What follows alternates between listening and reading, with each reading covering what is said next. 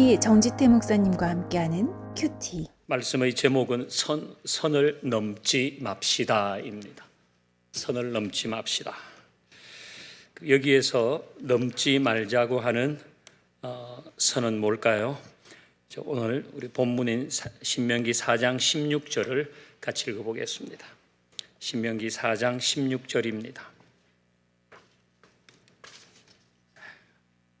같이 읽습니다. 시작. 그리하여 스스로 부패하여 자기를 위하여 어떤 형상든지 우상을 새겨 만들지 말라. 형상이든지. 아멘. 자, 여기에 자기를 위해부터 줄을 한번 그어봅니다. 자기를 위해 어떤 형상대로든지 우상을 새겨 만들지 말라까지 줄을 그어 보십시다. 자기를 위하여 어떤 형상으로든지 우상을 새겨 만들지 말라. 그러니까 이제 우상을 정의하면 이 구절대로 하면 자기를 위해 만든 어떤 형상이 되겠습니다. 자기를 위해 만든 어떤 형상. 이제 그러면서 그 아래 보면 남자의 형상이든지 여자의 형상이든지 17절부터 쭉 보면 짐승, 새, 곤충, 어족, 해와 달과 별들 이렇게 나와 있습니다. 사람들이 자기를 위하여 뭘 만들어 가지고 그걸 신처럼 섬기는데 남녀의 모양으로 만들기도 하고 짐승의 모양으로 만들기도 하고 물고기 모양으로도 만들기도 하고 해달별 심지어 곤충의 모양으로도 만들기도 한다는 겁니다. 이걸 보면 사람들의 욕심이 얼마나 대단한지 알 수 있습니다. 여기 이제 우리가 줄 그은 부분 자기를 위해 여기에다가 한 단어를 더하면요. 자기 욕심을 위해, 욕심이란 단어를 하나 더 넣으면 더 분명하겠습니다. 왜 우상을 숭배하는가? 그 사람이 종교적이기 때문에, 그것보다 자기 욕심 때문에 그러는 거예요. 자기 욕심 때문에. 그 욕심의 기저에는 돈과 쾌락이 있습니다. 돈에 대한 욕심, 쾌락에 대한 욕심. 그런 것 때문에 어떤 모양을 만들어서 신으로 섬기는데 심지어 곤충 모양도 만들어가지고 그 앞에서 절을 한다는 거예요. 그러니까 사람의 욕심이 얼마나 대단한 겁니까? 내가 가지고 있는 이 욕심을 채우기 수 있다면 그게 벌레 앞에서라도 고개를 숙이는 것이 인간이다. 그것을 우리에게 하나님은 알려주시는 겁니다. 그래서 이렇게 우상 만들어서 뭐하나, 이제 그 아래 쭉 내려가면 19절 있죠. 19절이 긴데요. 제일 마지막 부분으로 가보십시다. 19절 제일 마지막 부분에 줄을 그어봐요. 그것에 경배하며 섬기지 말라. 그것에 경배하며 섬기지 말라. 그러니까 거기에 가서 경배를 드린다는 거예요. 경배. 이 경배라고 하는 것, 섬김이라고 하는 것은 다 예배라는 말과 통하는데 자기보다 더 높은 이 존재, 자기보다 더 상위의 존재라고 여기는 거예요. 그러니까 예배를 드리는 거죠. 이제 그렇게 한단 말이에요. 그래서 이 시대, 이 신명기의 말씀을 듣는 이 시대 이스라엘 백성과 그 주변에 있었던 사람은 곤충이든 물고기든 짐승이든 해와 달이든 그걸 만들어서 거기 가가지고 자기 욕심을 채우려고 사람들이 절을 했다는 거예요. 그런데 요즘은 그렇게 하지 않습니다. 뭐 여러분 지인들 중에 집에서 나무로 뭘 깎아가지고 그걸 집에 세워두고 이렇게 절하고 하는 사람은 없잖아요. 우리는 당연히 그렇게 하지 않을 뿐더러.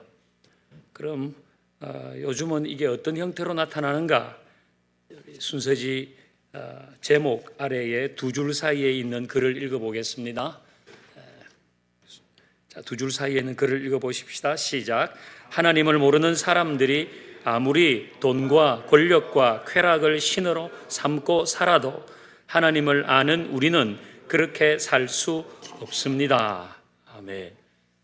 이게 하나님을 모르는 사람들이 아무리 돈과 권력과 쾌락을 신으로 삼고 살아도 우리는 그렇게 하지 말자는 겁니다. 그러니까 물고기나 곤충이나 해와 달이나 이런 걸 뭐 돌로 만들거나 나무로 깎아서 집에 들여놓고 절하지 않는데, 요즘 사람들은 어떤 이데올로기나 가치나 트렌드 이런 것을 우상으로 삼고 그걸 통해 자기 욕심을 채우려고 한다, 그런 얘기인데, 그 중에 대표적인 단어로 3개 요약하자면 돈과 권력과 쾌락입니다. 돈과 권력과 쾌락, 이 3가지에 거의 모든 건 다 들어갑니다. 자, 돈과 권력과 쾌락이 나에게 우상인가 아닌가? 이거 뭐 저도 포함해서 여러분도 다 포함해서, 예수를 믿는 사람이냐 믿지 않는 사람이냐 다 포함해서 이 돈과 권력과 쾌락이 나에게 우상인가 아닌가 알 수 있는 시금석, 뭐 이렇게 우리 테스트하면 빨갛게 되거나 노랗게 되는 리트머스 시험지 있잖아요. 그런 것처럼 어떻게 알 수 있는가? 자, 내가 하나님을 생각하면 그래도 돈에 대한 욕심, 권력에 대한 욕심, 쾌락에 대한 욕심, 이런 걸 이길 수 있더라. 그래, 그게 확 돈에 대한 욕심과 쾌락이나 권력에 대한 욕심이 확 올 때에 그래도 내가 하나님을 생각하니까 이길 수 있더라. 그러면 우상이 아니라고 볼 수 있겠죠. 이길 수 있으니까 하나님 생각하면서. 그런데 하나님을 생각해도 선을 넘어버리는 거예요. 아무리 하나님을 생각해도 돈이나 쾌락이나 또 권력에 대한 이런 욕망을 뿌리칠 수가 없어요. 목사 아니라 목사 할아버지라도 하나님을 생각했는데도 그 마음이 죽지 않아요. 그래서 선을 넘어버리면 그건 그 사람에게 우상일 가능성이 많습니다.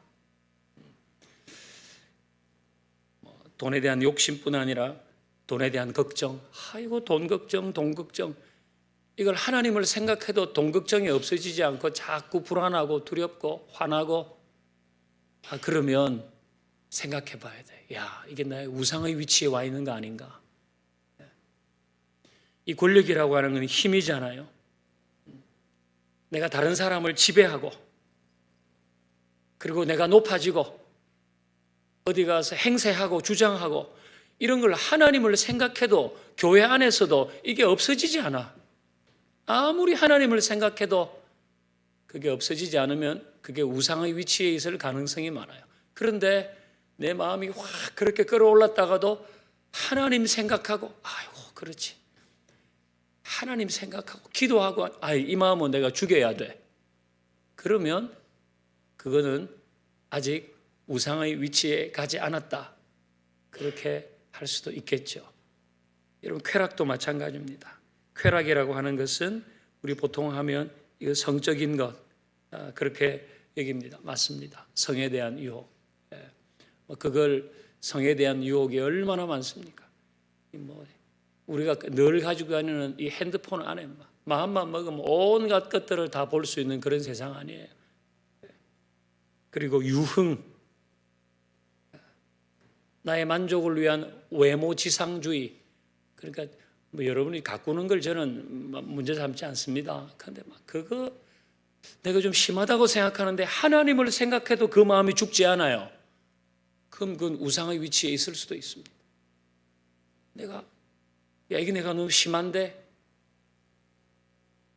그런데 주님의 마음, 주님이 있는 모습 그대로 우리를 사랑하신다, 이런 거 아무래도 그게 안 죽으면, 야, 이걸 한번 생각해 봐야 되겠는데 라고 여겨야 하는 것입니다.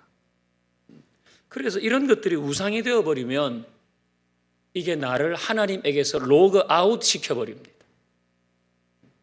로그인 시키는 것이 아니라 로그인 되어 있는 나를 로그 아웃 시켜버립니다. 그러니까 하나님으로부터 내 마음을 멀어지게 하거나, 아니면 하나님과의 모든 것이 그냥 의례적이 되게 해버리는 거예요. 의례적으로. 그게 무슨 깊은 마음 그런 게 없이 의례적으로 그냥 늘 하던 대로 나는 이거 늘 그냥 하나님 생각해도 이건 죽지 않는데 여전히 하나님 앞에 나와서 예배하고 어떻게 하고 이 의례적이 되는 거 아닙니까? 그렇게 되어 버리죠. 그리고 이 신앙이라고 하는 게 때로는 시시하게 여겨집니다. 돈, 권력, 쾌락 이거 앞에서 신앙이 시시해지는 겁니다.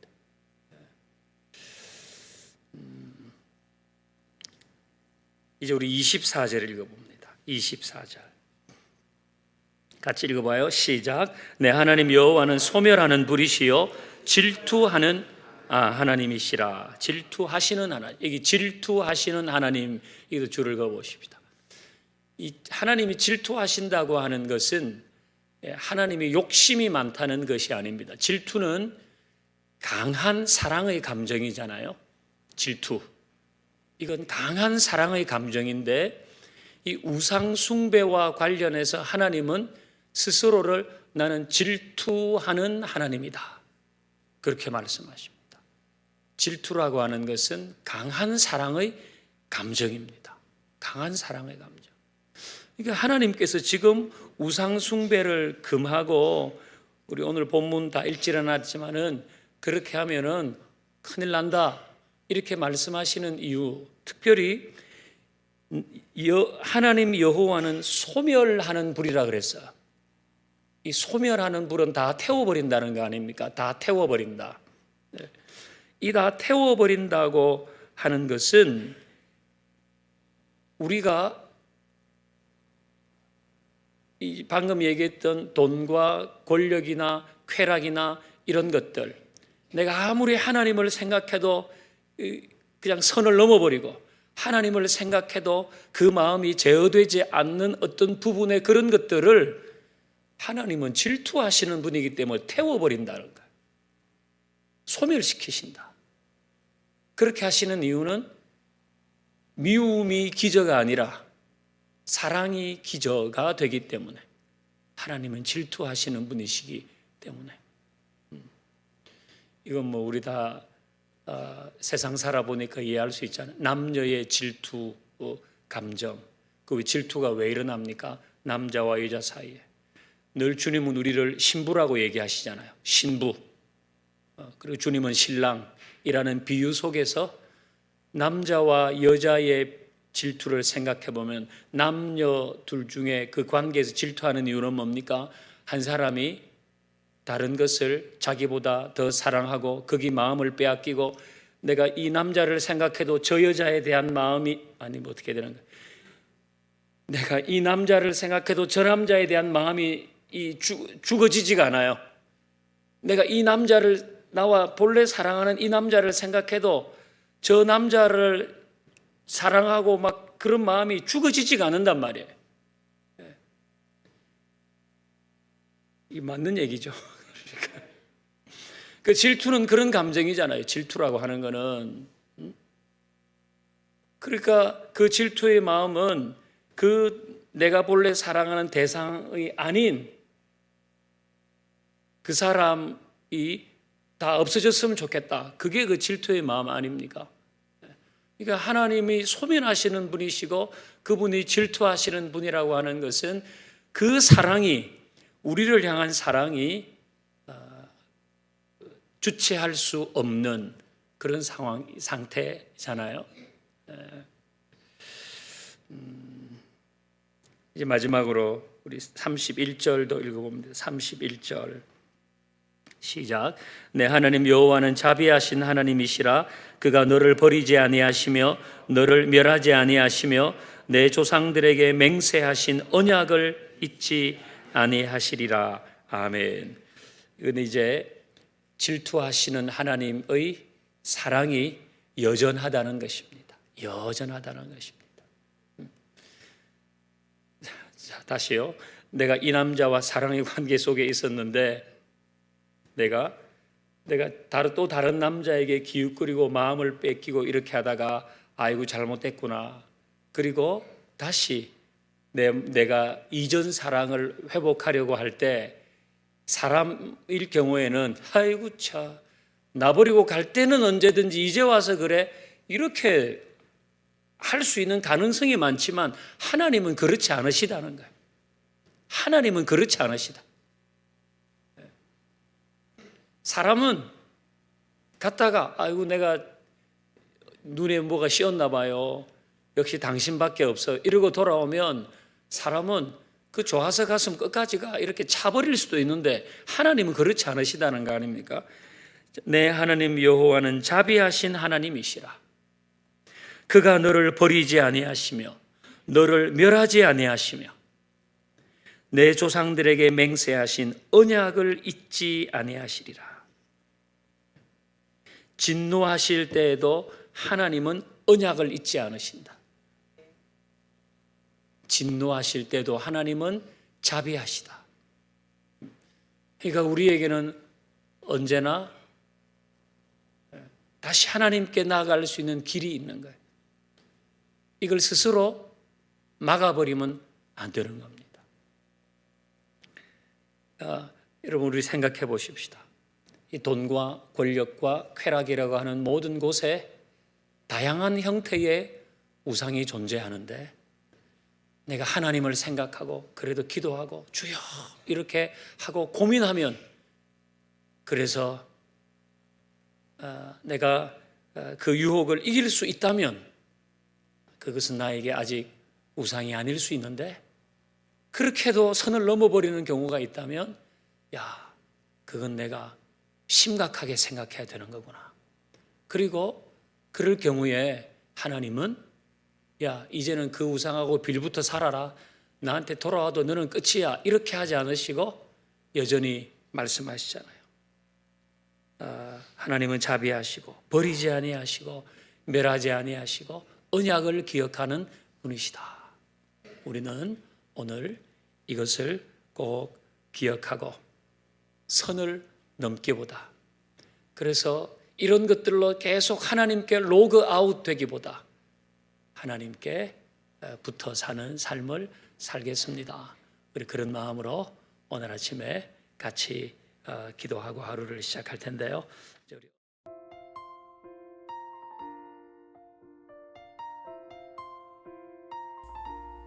화요일, 가정과 일상을 위한 기도.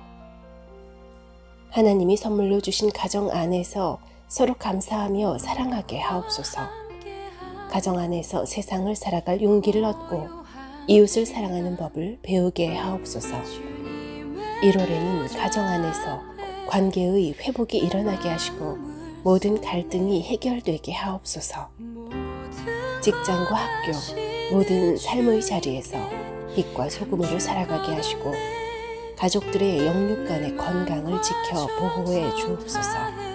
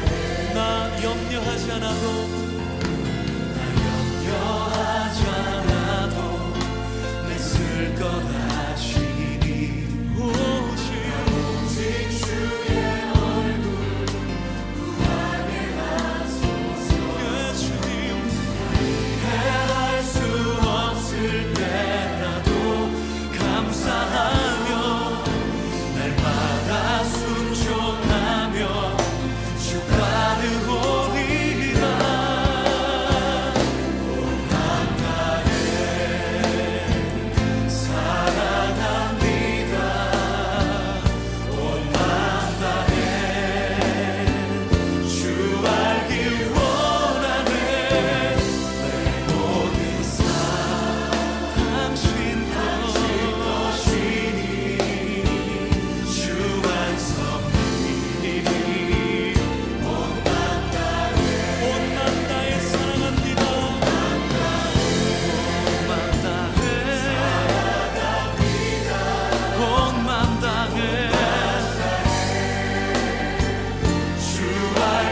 원하네 내 모든 삶 오직 당신 것이니 주 반석이니 온 맘 다해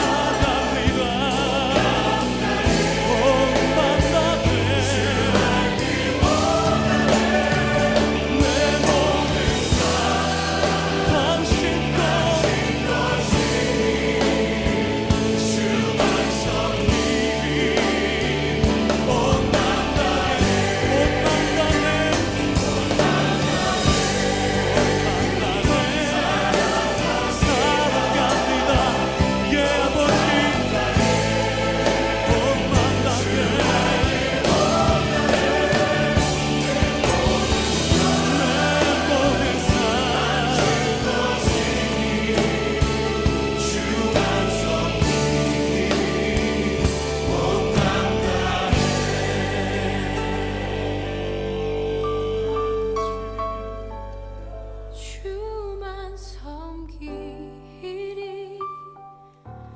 온 맘 다해 아버지, 아버지.